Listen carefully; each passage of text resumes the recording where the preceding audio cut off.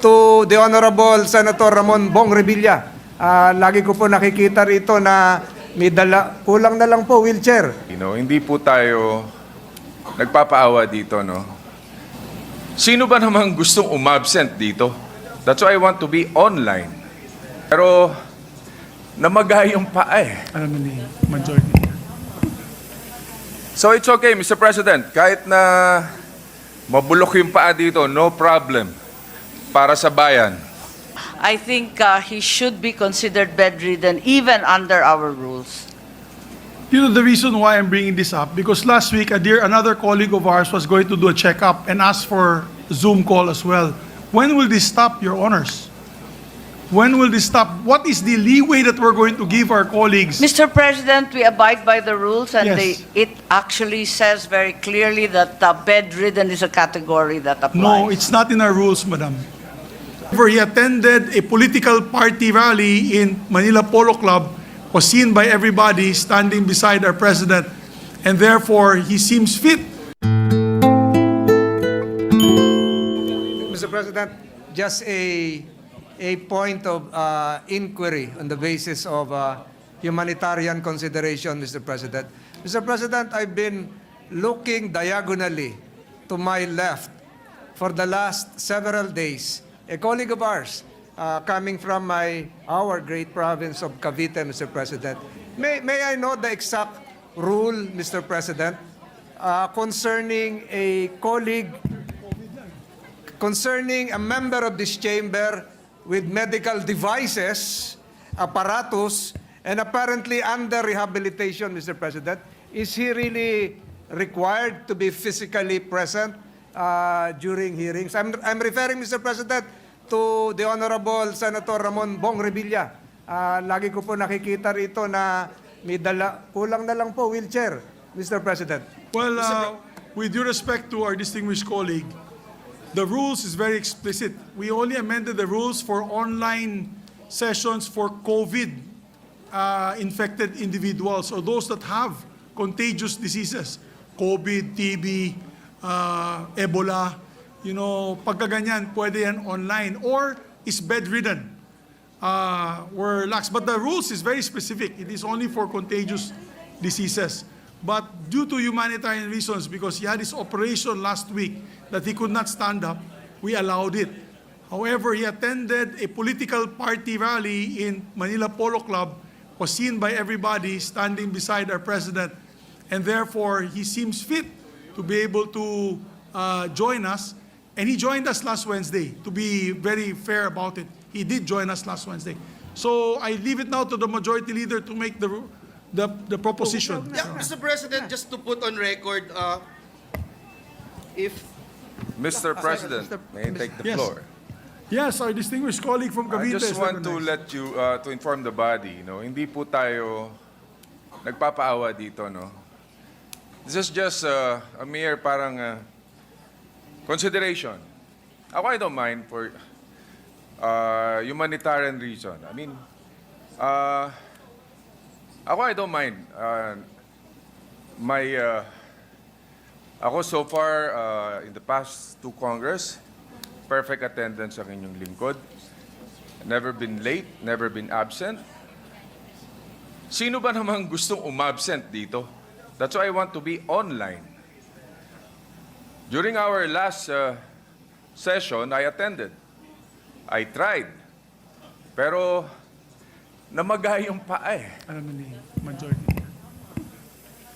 So it's okay, Mr. President. Kahit na mabulok yung paa dito, no problem. Para sa bayan.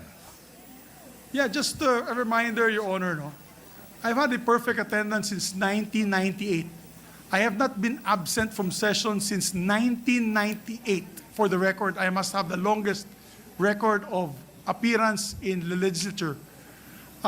When times I'm sick, times I don't feel good, times I'm also bugbog sa trabaho, but I try to make it a point to be here to show our commitment.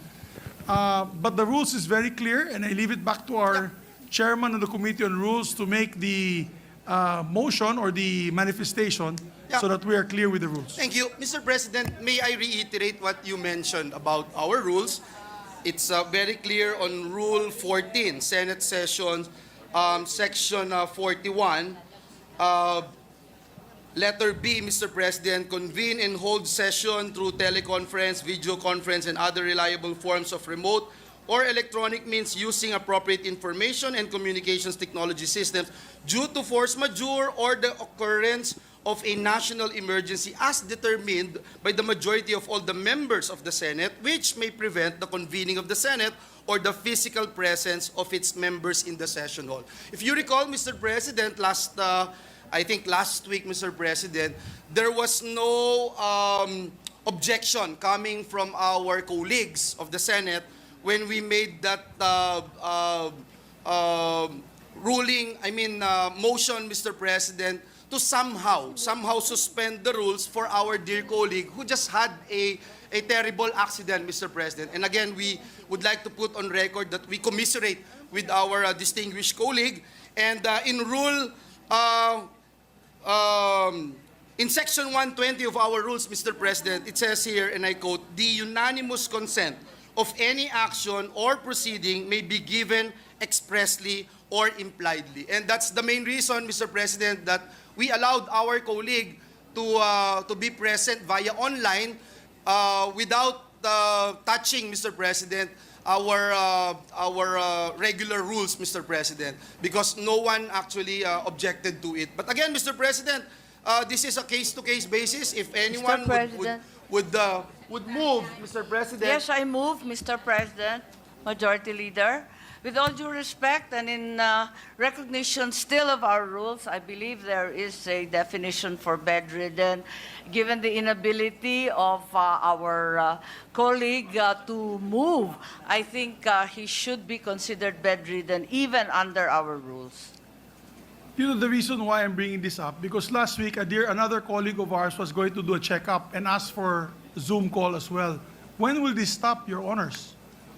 When will this stop? What is the leeway that we're going to give our colleagues? Mr. President, we abide by the rules, and Yes. it actually says very clearly that bedridden is a category that applies. No, it's not in our rules, Madam. There's But no measure in the rules on bedridden. It's the chairperson just read what is on the rules earlier. If you may repeat it, Your Honor, Majority So- Leader. But Mr. I President? understand from the Majority Leader that we could reconsider. Mr. We could President, may I ask for a reconsider minute even suspension, if Mr. President? no Session one suspended. actually objected.